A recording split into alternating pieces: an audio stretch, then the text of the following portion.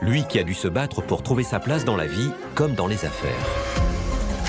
Si on demande aux gens de choisir entre le bonheur et la liberté, ils choisiront le bonheur. Moi, j'ai choisi la liberté. Je suis Jean-Michel Caram, je suis entrepreneur en microtechnologie et dans le domaine de la beauté.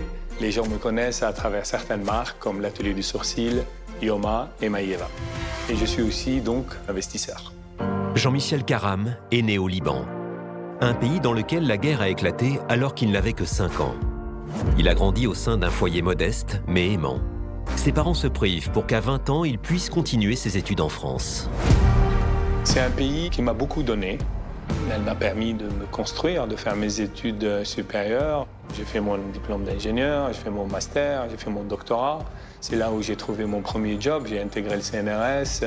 Et puis c'est là où je suis né en tant qu'entrepreneur. En 1998, il quitte le CNRS pour monter sa première société. Et le succès est très vite au rendez-vous. En moins de 3 ans, je vais la coter en bourse sur une valorisation de 430 millions. À ce jour, cette introduction en bourse reste la deuxième plus grosse introduction en bourse de l'histoire du nouveau marché. Et ce fut le moment où toute ma carrière va être transformée. Une carrière qui n'est pas pour autant un long fleuve tranquille.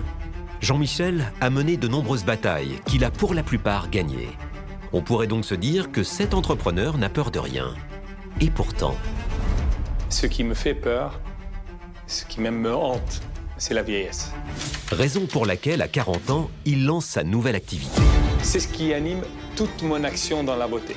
Tout ce que je le fais d'abord pour moi. Et ensuite, je le fais pour les autres. Et ce que je fais pour moi, c'est que moi, j'ai envie de mourir beau. Ce que je veux, c'est tant que je vis, d'être beau. Et dans Qui veut être mon associé, il faudra sans aucun doute compter sur lui. Moi, je suis un compétiteur. Quand je descends sur un terrain de basket, ce n'est pas pour jouer, c'est pour gagner. Et c'est quelque chose qui est inné en moi. Je ne pourrai pas le changer. Donc, dans l'émission, je vais me battre pour gagner.